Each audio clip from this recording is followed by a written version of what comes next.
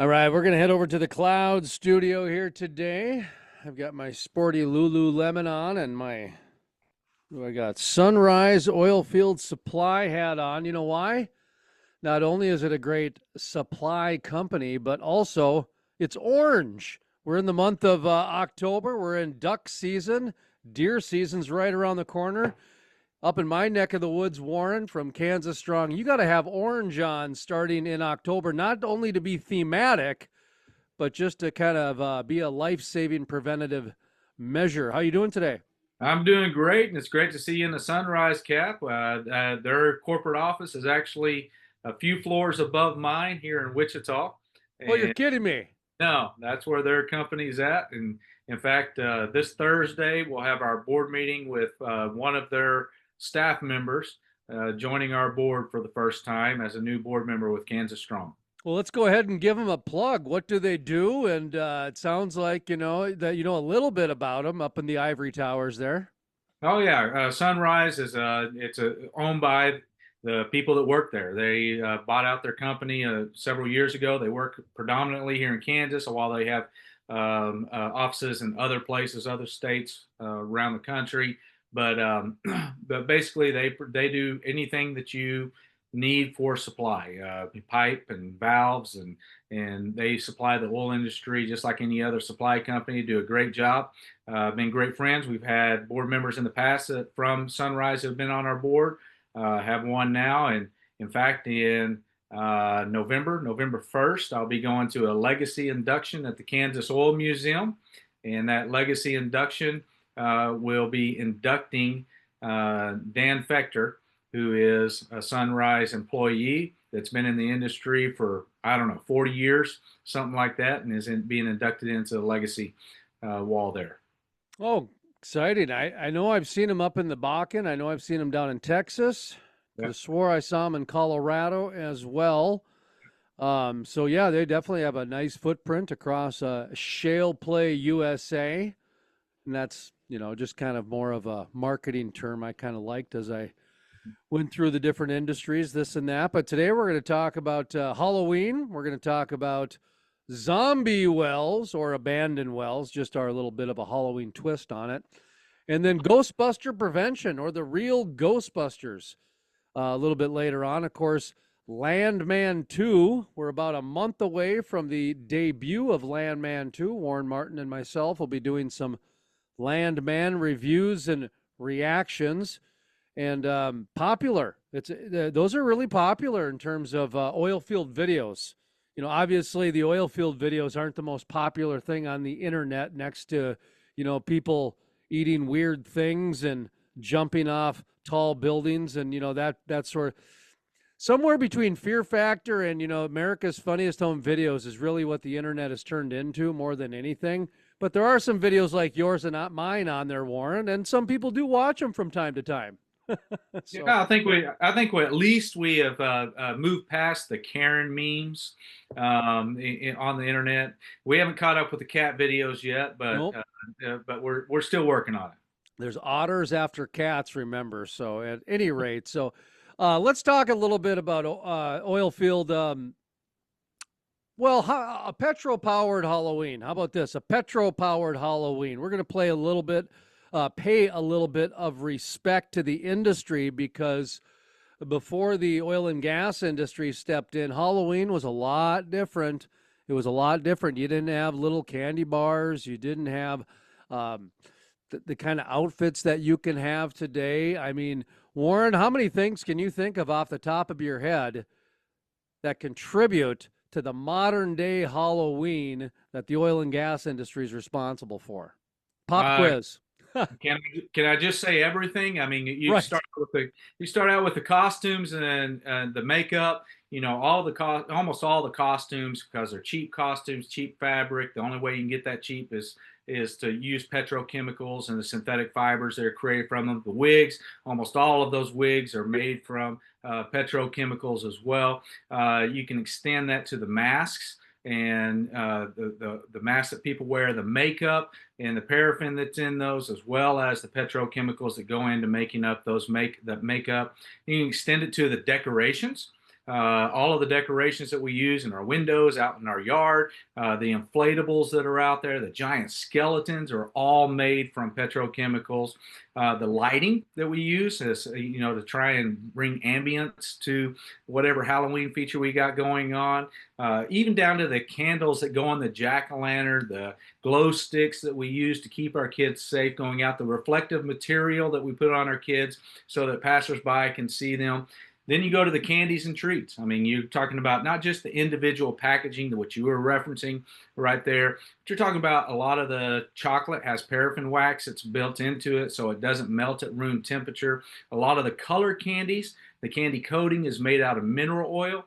Here's an experiment that you can do at home. If you doubt me on this, get you some M&Ms or Skittles or any of those. Put them in a glass of water and let them sit there for a while. As they sit there, they'll begin to dissolve, and the M or the S or whatever letter is on there will come off of the candy and float to the top of the water. Why? Because oil always floats on top of water. And it's the candy shell, the candy coating, the same candy coating that when it's thickened up makes medicine capsules. That candy coating is what allows the candy to melt in your mouth, not in your hand. And so you bring it right down to the candy. And then, of course, you always got the energy and transportation. You got the energy to run the events. You got the energy to make the events happen. And then you got the transportation. We're taking our kiddos anymore. When I grew up, you went to a neighborhood and you just walked door to door to door to door. Very few people trick or treat that way today. What do? We jump in the car and we drive from house to house, people that we know and we know is safe, and that transportation fuel, it's energy that comes from petroleum. Literally everything that we utilize in Halloween is derivative from petroleum. So I want to take a look at what you just said and put a little twist on it, because that's what we like to do here. And we'll start with the candy wrappers, which of course are made from polypropylene and polyethanol as well. But what that did, Warren, is that created an opportunity for not only the candy industry to really expand into the fun snack size into offices, but it also allowed the homeowner to go from full bars down to a snack size bar, therefore saving them a little bit of money, being a little bit more economical. So really, when you take a look at that shift that happened because of Halloween, it really expanded a industry into a new profit center, and it was a cost-saving measure for the homeowner. Does that make sense? Oh, it makes sense. It sounds to me like you're a Halloween Scrooge that's trying to stick it to the little kids and give them the little candy instead of the full bar. Come on now. I'll tell you what, I used to do full bars, but it got too expensive, right? Because as soon as you get on the list, because these kids, they got like AI helping them out to lay out maps now and things like that. So once you get on the full bar list, well, you got 100 kids showing up, right? That adds up. So what I did is I actually switched to juice boxes. I did soda one year, but then I went to juice boxes, because then you can count how many kids come at the end of the night. Because, you buy the 48 pack or whatever the thing is, and then based on how many are left over. And the kids like having the juice boxes and that sort of thing. So a little bit of a tip there, folks, on the candy replacement if you don't want to do full bars. But also, and they did switch snack size to fun size. I noticed that little Orwellian little twist they did on me as well. Halloween is my favorite growing up. Okay, mischievous. You get to dress up. You get to stay out late, and you get candy. Yeah, that's for me, man. Go ahead. Look, one thing I don't want to sidetrack is the fact that not only did it save the consumer some money, allow the experience of Halloween to expand by doing the individual size stuff going on, but it also provided safety more than anything else. I mean, when I was a kid growing up in the great metropolis of Texaco, New Mexico, it wasn't uncommon when you would go from house to house to house, then instead of getting something that was pre-packaged and in a sealed pre-packaged, you would get, they would buy a bag of jelly beans, and then they would give you, a small little sample of that bag of jelly beans and just put it into your bag. And you would have a lot of little jelly beans at the bottom, or you'd have a piece of a candy where they would divide up a larger portion, they would divide it up into smaller. And with all the safety concerns that go with Halloween, it really provided safety. and able to give kids something that is completely sealed and the parents able to look at and see that it's still sealed and it's still safe for their child. And that same safety carries over into the medical industry as well. I'm diverting here just a little bit, but it's the same concept. If we think back to COVID and all the things we did to try and stay safe from germs, it was all about individual packaging. It was all about sealed containers. It was all about all of that stuff that we utilize in Halloween that was brought in, that was used in the medical profession, in the food industries to keep us safe. And so it really is a safety issue, as well as the costumes and the way that we develop the costumes now using petrochemicals where they don't catch on fire, they melt, but they don't catch on fire and turn into a flame ball. And so a lot of petroleum products are utilized to improve safety as much as it is anything else. I forgot that we're probably, because we're several years apart in age, and we are the last generation of the homemade Halloween candy. Popcorn balls comes to mind as Oh, something that was popular, where a homeowner would make a bunch of popcorn, put in their corn syrup Caro mix or whatever they do to keep the popcorn together, and then they would use Saran wrap basically to turn it into a ball, and they yeah. were about the size of a baseball. Maybe somebody would use one of those ice cream scoopers if they were a little bit more DIY back in the day. The other one was like homemade caramels, where they would take a little bit of a wax paper and then do like the size of maybe a spoon, and then it would be Saran wrap around the wax paper with the homemade caramel. And I don't know if there was ever razor blades in popcorn balls or razor blades in these homemade caramels, but there was those rumors that went around of unsafe homemade. You have no idea what you're getting because Warren, I'm not trying to scare people here. It is Halloween, but there was a rise of serial killers, and there was a rise of kidnappings, and there was a rise of just weird behavior outside of Halloween, and some weirdos would really capitalize on Halloween. And so the other part that the candy wrappers ushered in was this mass safety that you're talking about that evolved into what we saw with COVID. How's that for a statement? Absolutely. There's no doubt about it. But can I share with you the scariest story Oh, please do. It's a about, Halloween episode. about petroleum and Halloween? I mean, the scariest Halloween story that you could tell right now would be, what would our life look like without petroleum? That's the scariest story that you could tell. Because if you think about everything that we experience every single day, if we think about where our infant death rate is, the lowest in history. You think about our life expectancy, the highest in history. You think about the lifestyle that we get to enjoy, the comfort that we have.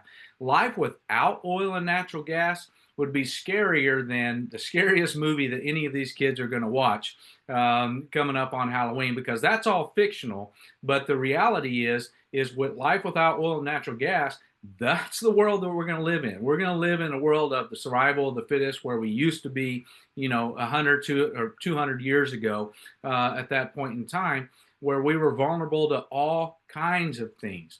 In fact, I was relieved this past few weeks when protesters finally got authentic, and you had left-wing protesters that were going out, riding their bikes out onto the bridge, and then they were stripping down to nothing. They were nude out there, laying down nude on the street and clogging up the street. That's the first time I've seen an authentic protest, because those are generally the people that are against petroleum. And the only way you can authentically protest against petroleum is to go out and get completely nude, because otherwise, if you're carrying a sign, if you're wearing clothes, if you're, bringing bull horns or any of those things, you're using petroleum products to protest the petroleum industry. I mean, the scariest story that you can imagine right now, if you thought that the nude protesters out on the street were a shock, that's the world we would live in without oil and natural gas, because we just would not have the materials, we would not have the products, we would not have the resources that we have today. Great transition into the next segment, which is, the costumes and the masks. Currently, the synthetic fibers like nylon and polyester and acrylics. These are all petrochemicals that allow us to be the superhero that we want. It allows us to be virtually anything that we want, all the way down to the different types of Hollywood imagery that you can, special effects on your face. And now, of course, with social media, there's different contests and different ways to showcase it. But growing up without petroleum products, you would have a gunny sack. You would have maybe some ways to figure out how to become a scarecrow. You'd Hey, have to go, don't go forget don't forget the sheet, man. and the Sheet sheet, was an all-purpose costume. but then you're kind of somewhere between a KKK member and Charlie Brown, right? So you've got some real issues here. My point is that you know most of the old school costumes you look at have become controversial some way or another, Warren. Yeah. Because I mean, you want to put a gunny sack on? Well, you're the serial killer from Friday the 13th Part 2. You want to put on one of the masks available? Well, you're some kind of because we only had 3 masks available back in the 70s and 80s. They were some kind of clown mask, and so the bank robbers used them, the serial killers used them.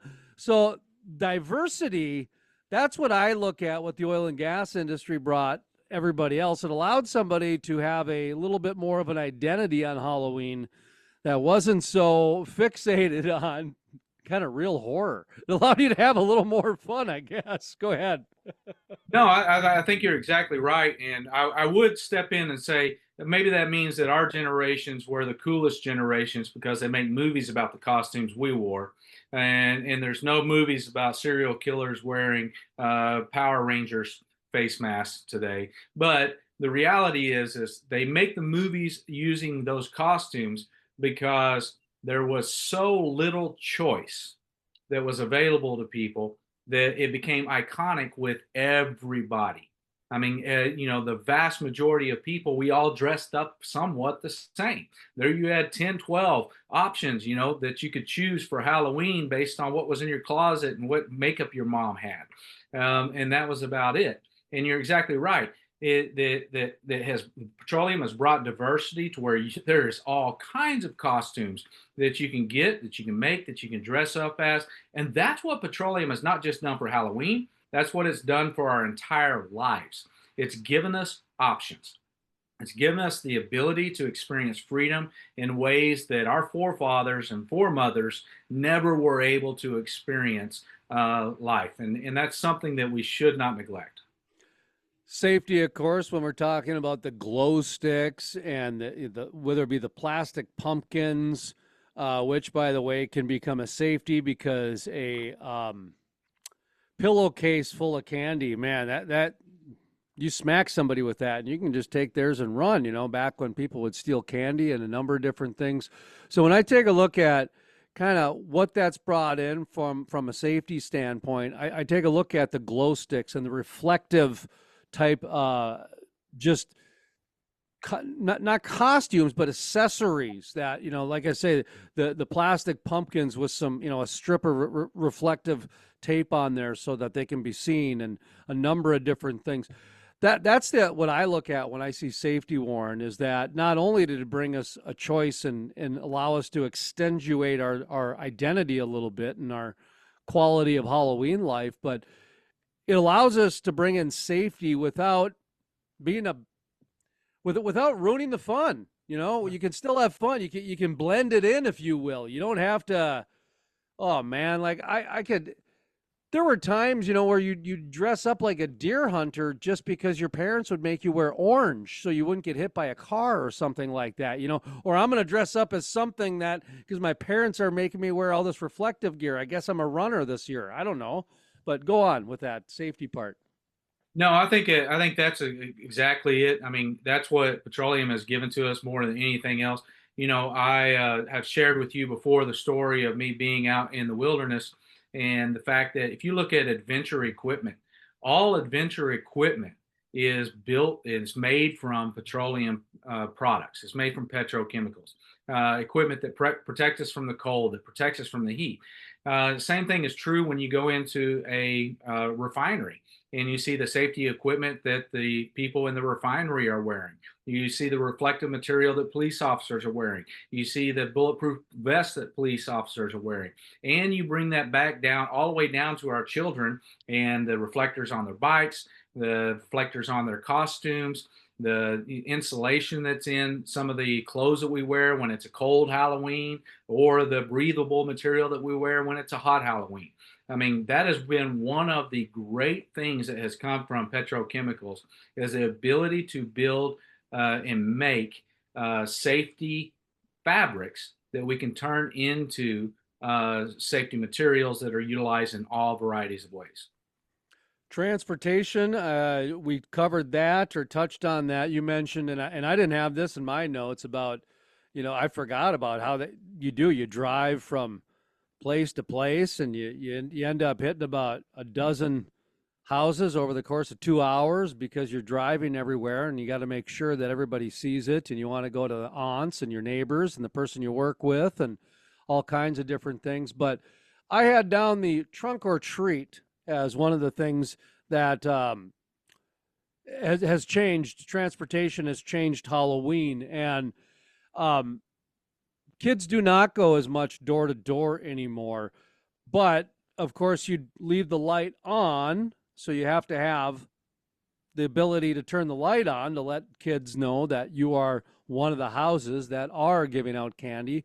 But also the trunk and treat part of it, where cars, they just line up in a U shape and stand behind their trunk, and kids just kind of go there and they can hit, a dozen or so cars in a row. You ever been a part of a trunk or treat, Warren? Yeah, actually, we're here in town. We have one. We have two that happen here in town on the same night. One is run more by the churches. The other one's run by the city. And one happens downtown on Main Street, and the kids basically just line up and they just go from trunk to trunk to trunk to trunk, going around in a circle, and are able to hit, I don't know, 50, 60 different spots to get their candy, then go over to the other one and go around another 25, 30 spots over there. That's become very popular. It's a very safe way to do Halloween.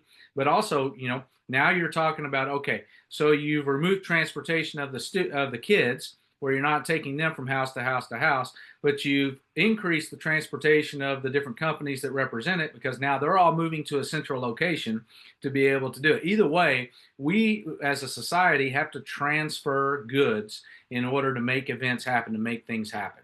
And transportation is key for anything that we're doing in the world today. Segue into zombie wells, or basically abandoned wells, orphan wells, if you will. But the zombie wells gives it a little bit more of a Halloween feel. And zombie wells is actually a term, and there's two terms that I'm aware of. One is an accounting term, or a financial term, to where basically the well's upside down. And then the other one is where these were happening down in Texas, where they were plugged wells, and then all of a sudden, after 10, 20 years, they just came back to life. They weren't plugged properly, and so they came back to life. And those actually get turned into abandoned wells or orphan wells eventually. So that's the transition from the zombie wells into the orphan wells or abandoned wells. But Warren, Kansas has had a few of those, and talk to me a little bit about what's going on in Kansas with the orphan and abandoned well industry. Well, I'm going to use the term zombie wells because I think that's important. That's what's in the media right now, because it's basically they won't stay dead. And that's why they call them zombie wells. And it's also a popular term that environmentalists have latched onto, because it sounds scary. It sounds incredibly scary. It's a great term. It's a great Yeah, word. that's Yeah. a great way to scare the dogs out of everybody, and but they're really misunderstood. It's really a misunderstood term. Most of these are way older than 10, 20 years, especially here in Kansas. You're talking about some of these wells that are 80 years old, 100 years old. These are some very old wells that are out there, that back then we did oil and gas completely different than we do now. And so they're called legacy wells. And they're called legacy wells because no one's responsible for them. They were put in by a company, they were decommissioned by a company that hasn't existed for decades. And so, who's responsible for plugging these wells? And there's a big fight that's going on in our culture right now where you actually have people who are turning down potentially profitable leases to go out and do oil exploration and recovery. They're turning down those leases because of the legacy abandoned wells that are on the leases. They don't want to have to assume the responsibility of taking care of those abandoned wells. And so it is a big problem. We've got a lot of them here with the Biden administration. The Biden administration just put forward billions of dollars nationwide. I think about over $4 billion nationwide to plug a lot of these legacy wells or these abandoned wells that are here in Kansas. We kind of went through in 4 different zones and plugged a lot of them. There's still a tremendous number that are out there, but most of these are coming as legacy wells. The vast, vast majority of them are legacy wells that whatever company put them in has been out of business forever and no one's responsible for them.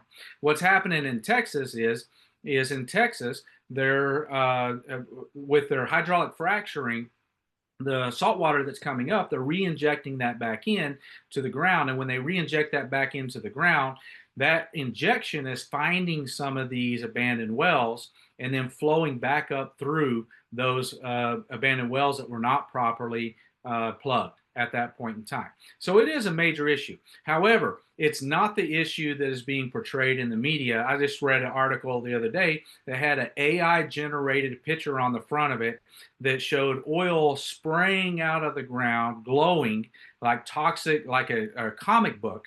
It was an AI generated photo, and it showed this oil spraying out of the ground, glowing like a toxic material with the headline Zombie Wells.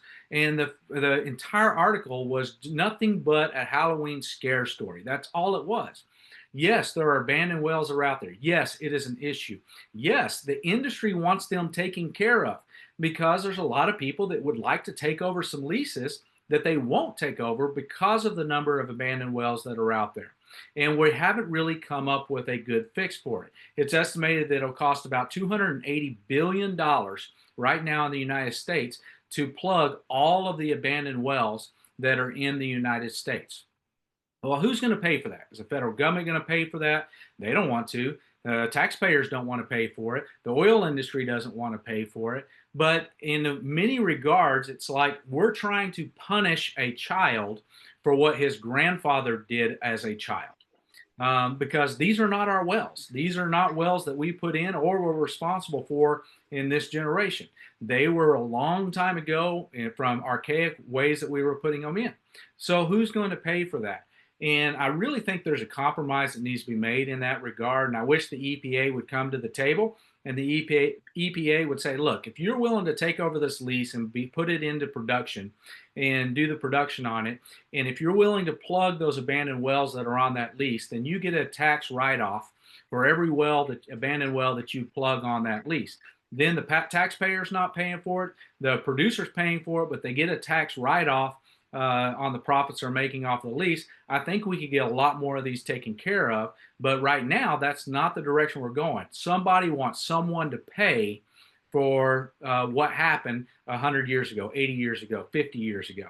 Someone wants someone to pay for that, and I think that is the big hurdle we got to get past and realize this is an issue for us all, and there's a way to resolve it. But the way to resolve it is that, if you want to take over a lease, then you take care of plugging those wells. And since you took care of plugging those wells that were not your responsibility, you get a tax write-off for plugging those wells as a way to get this problem taken care of for the good of all of America.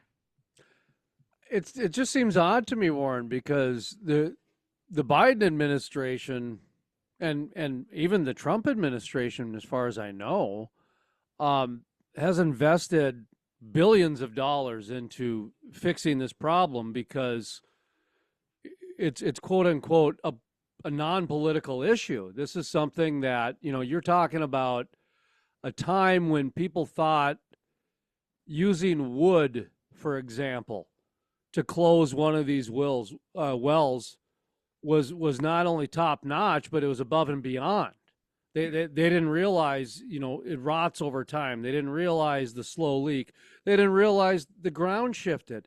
And by the way, agriculture did the same thing. It was called the Dust Bowl.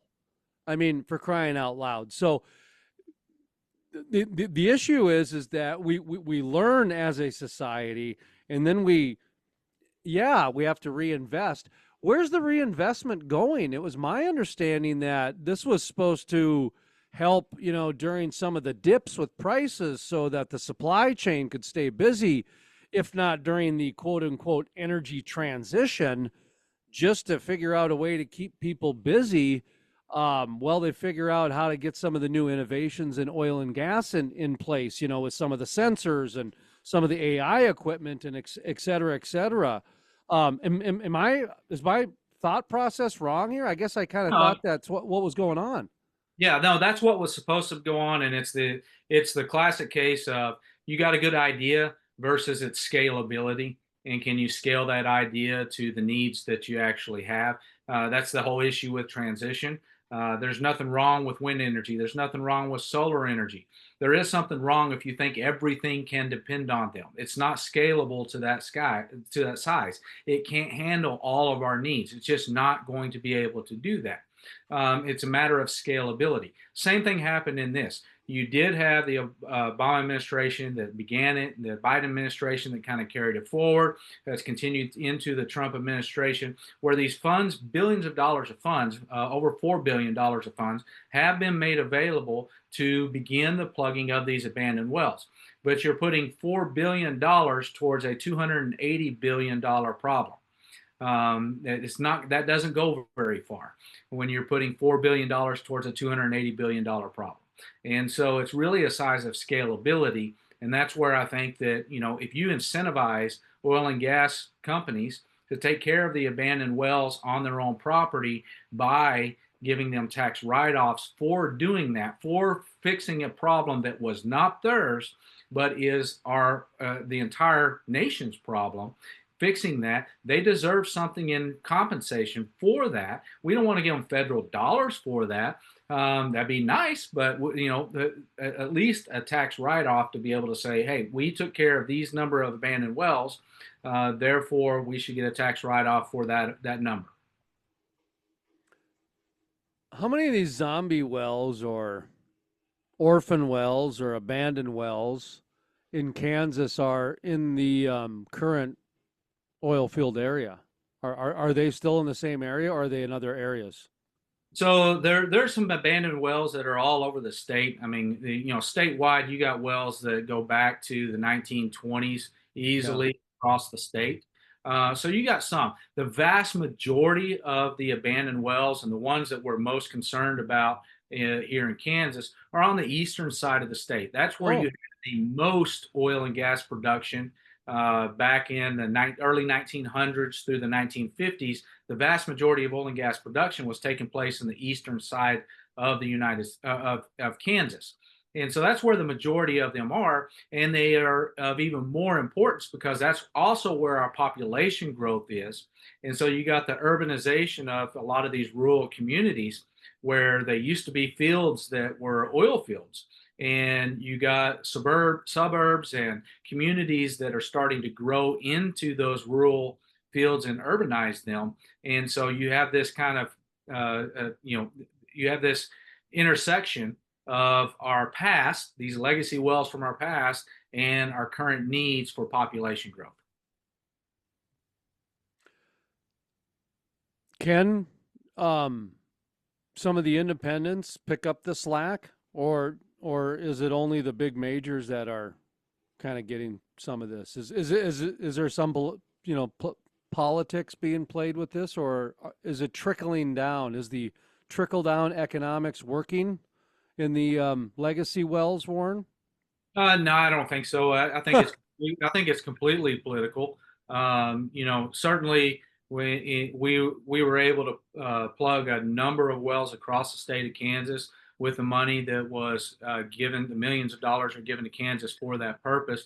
But in order to utilize that money, we had to go, there was a long process of identifying specific wells where it was clear that there was no one alive, no one, that was responsible for that. And that's really the issue right now is, it's a very in-depth process because the federal government doesn't want to pay, which I understand. Federal government doesn't want to pay for plugging a well that is somebody's responsibility to plug on their own. And but at the same time, you can't punish producers for something they had no responsibility in bringing to be. And like I said, it's like punishing a child for what his grandfather did. We just don't do that in America. And so, if you want the child to fix what the grandfather did, then it's advantageous to figure out how to incentivize the child to do that. And that's where we're at with our companies today, where I feel like a lot of this could be resolved very rapidly if there was an incentive for companies to take on that issue on the leases that they own. So I'm going to transition or segue into ghost towns here as we go from legacy wells, otherwise known as zombie wells, abandoned wells, and orphan wells, into ghost towns, because out of all the different industries, Warren, really the oil and gas industry can produce a ghost town pretty quick. I was thinking about this, and what one of my favorite book concepts when I was back in, I suppose it was my early 20s, there was a guy that went on Highway 75, and Highway 75 runs next to I-29, Interstate 29 up here in North Dakota, from Fargo, North Dakota to Grand Forks. And Highway 75 runs on the Minnesota side next to it. And of course, this is very common, and whether you're in Kansas or Minnesota, North Dakota, Colorado, doesn't matter. And the guy did a book on all these towns that were built on the U.S. highway because of the agriculture industry, because, every 16 miles you had a grain elevator, and then, of course, every 32 miles, the towns would get a little bit bigger, and then you had a hub. Well, when the interstate came, those towns basically almost became very small towns with a cafe and a post office overnight. That was about the closest thing I could think of that, the government mandated marketplace can produce ghost towns very quickly. And with the oil and gas industry, the way they regulate things, the Permian's the perfect example, because if you took the oil industry out, Midland and Odessa, that's a ghost town literally overnight. You can go to some other places in Texas and some other places in Oklahoma, some other places in very oil heavy places, but there's other industries. Alaska, you've got a bunch of other industries. So you decline, but you wouldn't turn into like a ghost town. That's not the case with some of the smaller towns. When I think of where you're at in Kansas, Warren, man, these small town operators and these independents, this is like the real life Ghostbusters here. I mean, you guys are out there actually keeping these small towns alive with the oil and gas industry, because maybe the agriculture industry isn't like it was before, because it's so corporatized now that those industries are long been sucked out of the ag industry. So talk to me a little bit about, your perspective on how I just set up the real life Ghostbusters when it comes to, kind of being the preventative force against these real life ghost towns that happen in the boom and bust industries. Yeah, the oil and gas industry, you're exactly right, is notorious for creating ghost towns. I mean, we got one 2 miles from where I'm at right now, Oil Hill. Oil Hill was the largest lease town in the history of the world. Still is to this day, the largest lease town that has ever existed, all built around Stapleton #1 and the oil discovery and the first mid-continental oil boom. You go out there now, the only thing remaining of the original town is one sidewalk that went down Main Street at the time. Why? Because it was a lease town. When the oil changed, the industry changed, everybody picked up their houses, left, and nothing was left out there. And that's really what history has told about the oil industry. It's boom and bust. You have a boom, and you go to Midland, and there's a boom going on. You're going to pay $500 for a hotel room. You go to Midland, and a bust is going on. You're going to pay $80 for a hotel room. It's really a boom and bust economy that's there. But here in Kansas, we have a very long history of the oil and gas industry, and we really are. While the oil and gas industry really is a ghost buster in many of these regions of our state where agriculture has reduced, where kids are moving off to college and not moving back home, where you have rural populations that are moving more towards urban populations. And so we have 12 counties in Kansas where over 30% of the population of that county is employed by the oil and gas industry. We have 12 counties where 20 to 40% of their revenue for the county comes from the oil and gas industry. Literally, it is a ghost buster and has kept many of those counties from becoming ghost towns, or towns in them from becoming ghost towns, because of the oil and gas production that is taking place there. And that really comes down to what we call the stripper well society, or the stripper well aspect of the oil and gas industry. A stripper well is a well that produces 15 barrels of oil a day or less. And that's a lot of what we have here in Kansas. But those wells that produce that little amount, that low volume of oil, they add up over time, and they have kept many of these counties alive and thriving, really busting the ability of them becoming a ghost town as long as the oil and gas industry is in their community. It's interesting too, because I was just thinking about how in the ag industry, the idea is that it was very subsidized and controlled, and it was by design. It was by design because every year you bought a new suit from the local department store.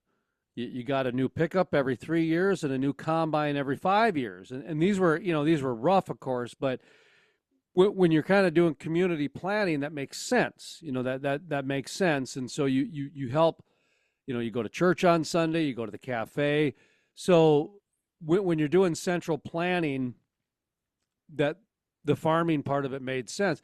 When you take a look at oil and gas, it is completely different. And just so for you oil and gas people out there know, there's some good jokes that come out of a farmer being subsidized. Warren, do you know some of those jokes, by the way, about how do you know why a farmer's hat actually has a curve on it? No, I do not. Well, it used to be flat, but then when the checks started coming in the mailbox, it became the shape of the mailbox because they were looking all the way back for a check. And the other fun joke I used to get that would make the farmers leave the room at Thanksgiving, because all my relatives are farmers, is, how a farmer gets a raise? They had a second mailbox.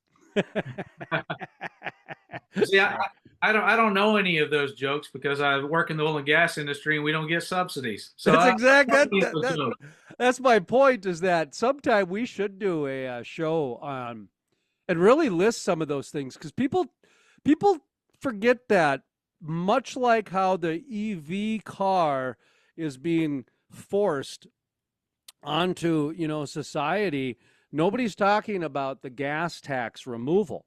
So when we start removing the gas tax because of the EV cars, we haven't replaced it properly, because from my understanding, the EV car is heavier than a combustible car, and the whole funding system for repairing roads is based on the gas tax.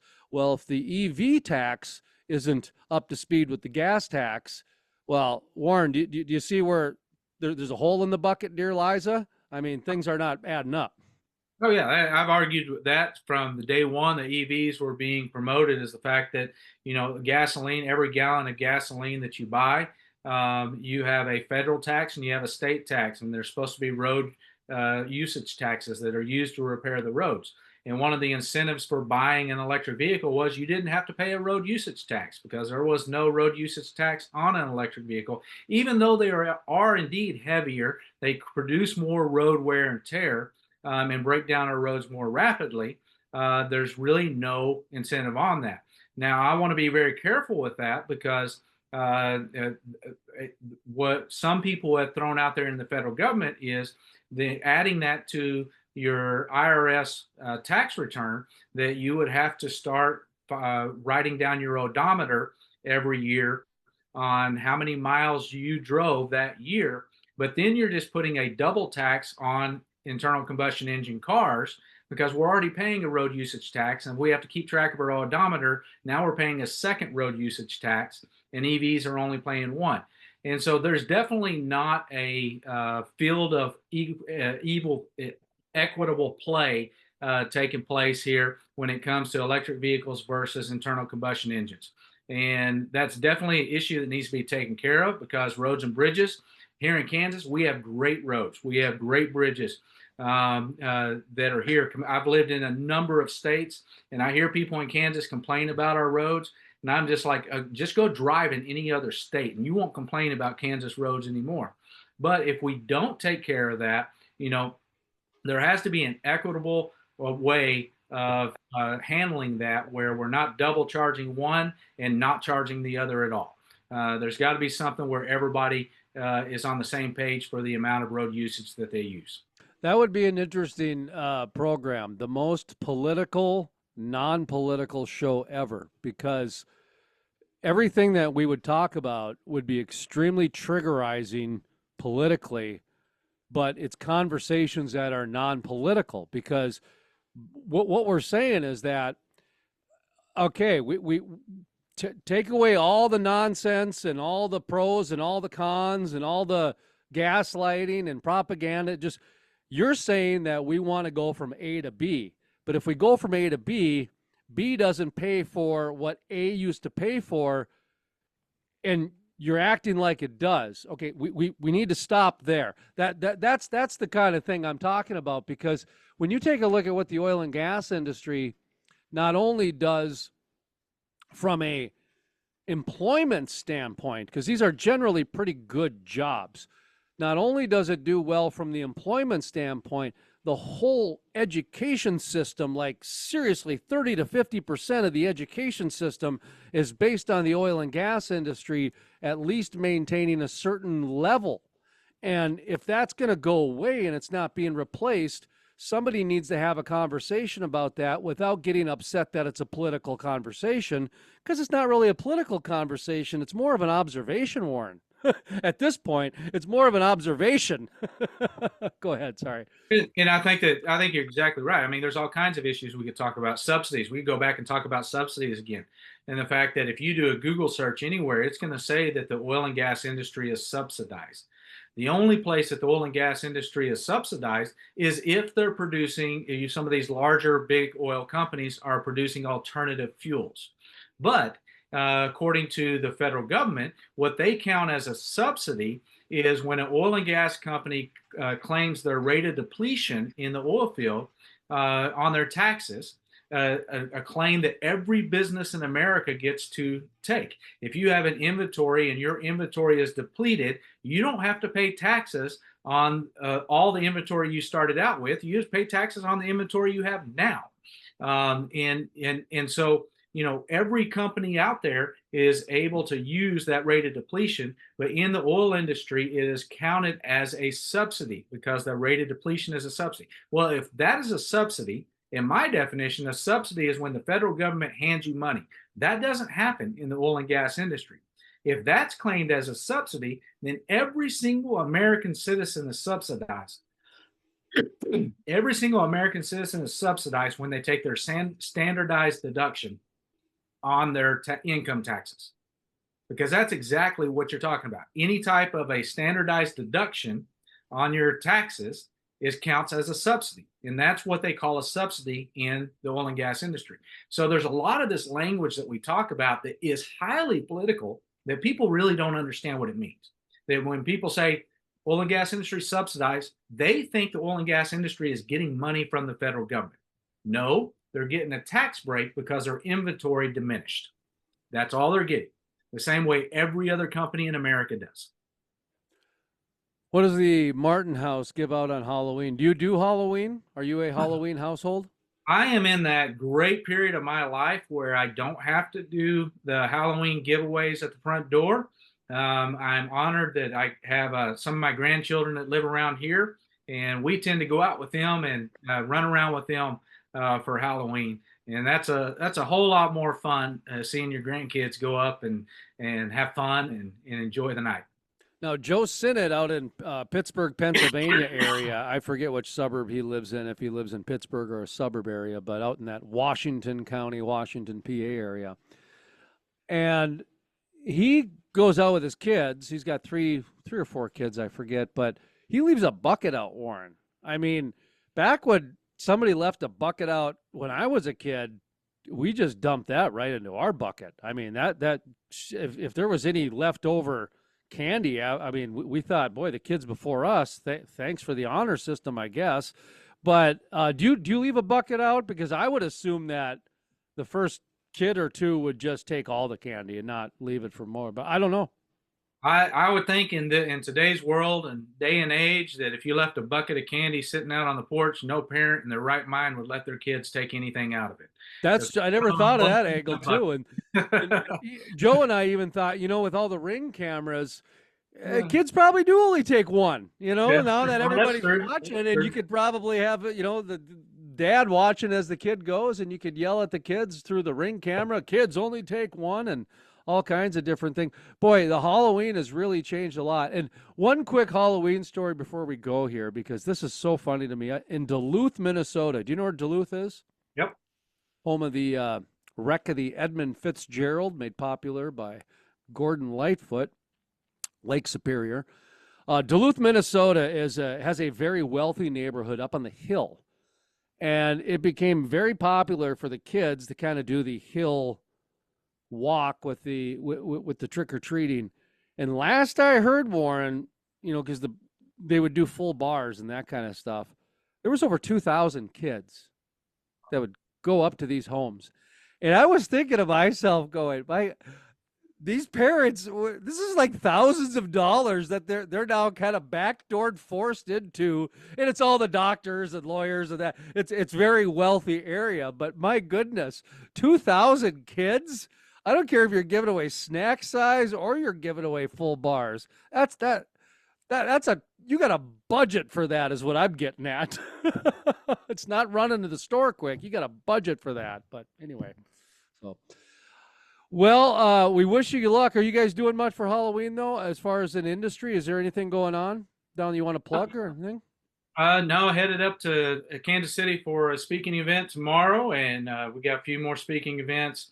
Our speaking period kind of slows down after Thanksgiving, so we got a few schools and a few other places lined up between now and Thanksgiving. Then Thanksgiving, everybody kind of gets into the holiday conferences and the holiday events, and so that's when we do a lot of our production. That's when we do a lot of our campaign building and that kind of stuff during that slowed down period. So we're getting close to that and just kind of finishing up our speaking period.